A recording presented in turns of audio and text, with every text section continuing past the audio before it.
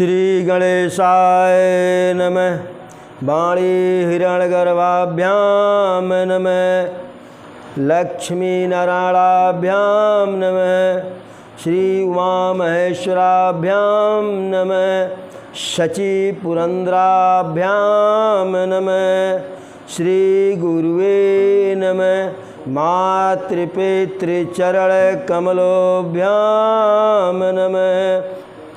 शान्ताकारं भुजगशयनं पद्मनाभं सुरेशं विश्वाधारं गगनसदृशं मेघवर्णं शुभांगं लक्ष्मीकान्तं कमलनयनं योगिर्भिध्यानगम्यं वन्दे विष्णु भवभयहरं सर्वलोकैकनाथं। मङ्गलं भगवान् विष्णु मङ्गलं गरुडं ध्वजं मङ्गलं पुण्डरीकाक्ष मंगलायतनो हरि।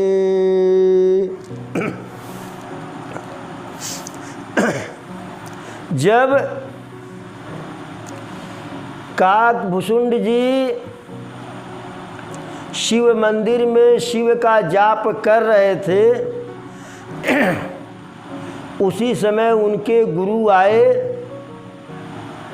लेकिन अहंकार के कारण, ईर्ष्या के कारण काकभूषुंड जी गुरु का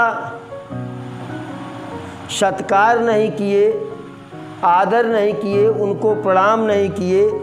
तो यद्यपि कि उनकी इस गलती को, उनके इस अपराध को गुरु अपने हृदय पर नहीं लिए, उन्हें जरा सा भी क्रोध नहीं आया। लेकिन गुरु का ऐसा अपमान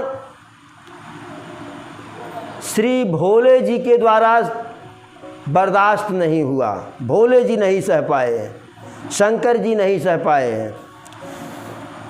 ठीक उसी समय आकाशवाणी होती है, हरि मंदिर माझे भैया नभवानी और हत भाग्य यज्ञ अभिमानी। ठीक ठीक मंदिर के बीचों बीच आकाशवाणी हुई कि हे अभागा, हे पापी, हे अभिमानी,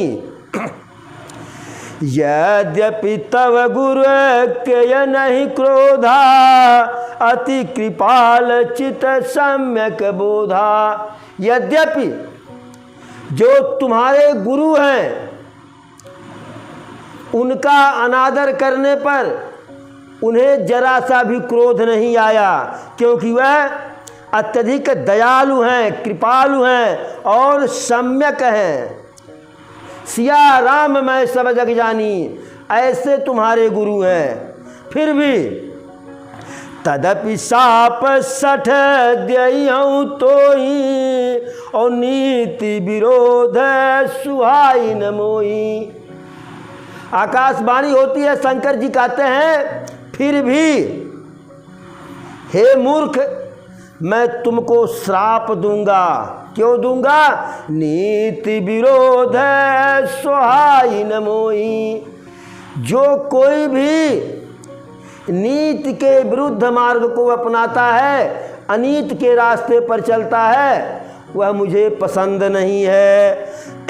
और जो नहीं दंड करऊं खल तोरा और भ्रष्ट होई श्रुति मार्ग मोरा। आकाशवाणी के ही द्वारा शंकर जी काकभूषुंड से कहते हैं कि हे नीच, यदि मैं तुम्हें दंडित नहीं करूँगा तो भ्रष्ट होई श्रुति मार्ग मोरा।